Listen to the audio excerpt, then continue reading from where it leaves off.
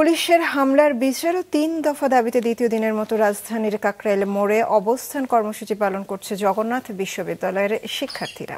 গতরাতেও সড়কে অবস্থান করে তারা। সুনির্দিষ্ট প্রতিশ্রুতি ছাড়া ক্যাম্পাসে ফিরবে না বলেও হুঁশিয়ারি দিয়েছেন আন্দোলনকারীরা। এদিকে শিক্ষার্থীদের অবস্থানের কারণে কাকরাইল মোড় দিয়ে যান চলাচল বন্ধ রয়েছে। এতে ওই এলাকায় তৈরি হয়েছে যানজট। এর আগে গতকাল সকালে ৩ দফা দাবি নিয়ে প্রধান উপদেষ্টার বাসভবন যমুনা অভিমুখে লং মার্চ করে জগন্নাথের শিক্ষার্থীরা। এ সময় পুলিশের বাধার মুখে কাকরাইল মোড়ে অবস্থান নিয়ে দিনভর আন্দোলন করে তারা। রাতে সেখানে তথ্য সম্প্রচার উপদেষ্টা গেলে অনাকাঙ্ক্ষিত ঘটনার জন্য দুঃখ প্রকাশ করেন শিক্ষক ও শিক্ষার্থীরা।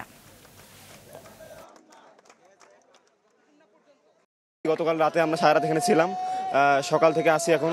আমাদের ভাইয়েরা এখন পর্যন্ত আসতেছেন। আমাদের দাবি স্পষ্ট 3টা। প্রথম দাবি হচ্ছে আমাদের জগন্নাথ বিশ্ববিদ্যালয়ের দ্বিতীয় ক্যাম্পাসের যে কাজ, এটা যেন দ্রুত অগ্রাধিকার প্রকল্পের মধ্যে অন্তর্ভুক্ত করা হয়। যতদিন পর্যন্ত আমাদের এই দাবি না মানা হবে, আমরা ততদিন পর্যন্ত রাজপথে থাকবো। এটা আমাদের জন্য অত্যন্ত অনাকাঙ্ক্ষিত এবং দুঃখজনক।